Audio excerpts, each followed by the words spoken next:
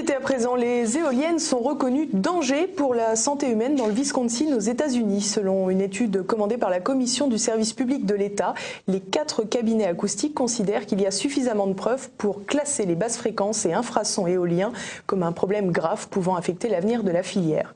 Les riverains habitant à proximité des éoliennes évoquent migraines, pression dans la tête, les oreilles et la poitrine, bourdonnement d'oreilles, tachycardie et sensation de lourdeur. De même, le ponçage des pales diffuse des poussières rendant l'air irrespirable pour les riverains.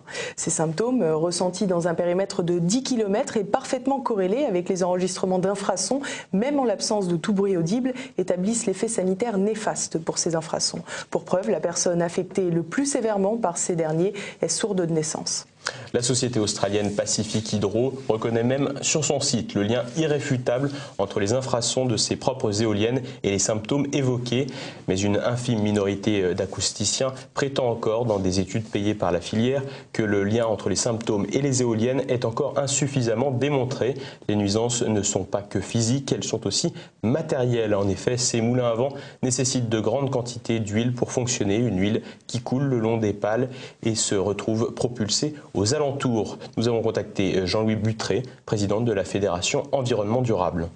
Selon vous, pourquoi le symptôme éolien provoqué par les infrasons n'est pas reconnu en France? Parce que les promoteurs éoliens détiennent tous les pouvoirs et quand une industrie a des doutes sur quelque chose, elle fait en sorte, bien sûr, par son lobby, d'éviter que ça apparaisse.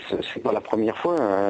Toutes les industries ont fait la même chose, l'industrie du tabac, l'industrie de l'amiante et actuellement l'industrie de l'énergie éolienne au niveau mondial fait tout pour ne pas mettre en évidence ces phénomènes qui pourtant sont réels. Vous êtes en lien avec des personnes qui souffrent justement de ces symptômes. Est-ce que vous pouvez nous expliquer leurs problèmes, leurs maux? Les éoliennes, le bout de la pale passe près des mâts à près de 300 à l'heure et ça crée un phénomène de pression-dépression et ça crée des basses fréquences et des infrasons.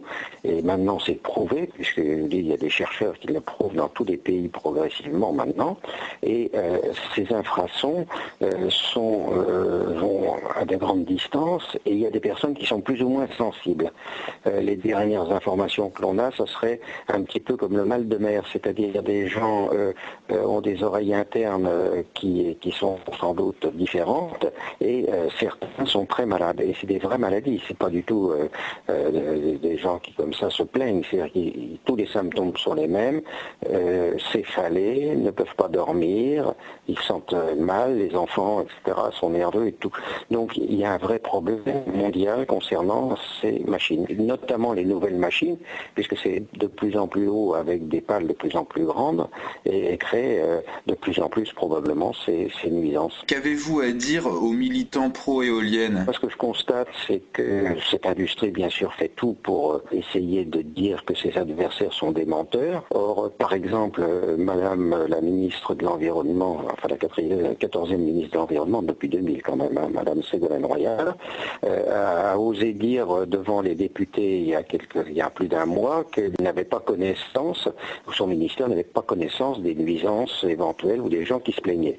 Alors, elle a reçu depuis cette date peut-être 500 ou voire plus 1000 lettres de France, de riverains français de parcs éoliens, qui témoignent et qui disent qu'ils ont des problèmes. C'est des lettres en recommandé, le ministère de la Santé les a reçues. Ce qu'on peut noter, c'est que le ministère de l'Environnement n'a pratiquement pas répondu, ce qui est totalement scandaleux, étant donné que c'est un ministère qui dispose de 14 milliards de budget, où des dizaines de milliers de personnes y travaillent. Ils n'ont pas la politesse de répondre à des citoyens qui, eux, leur envoient des lettres en recommandé. C'est quand même triste, voilà.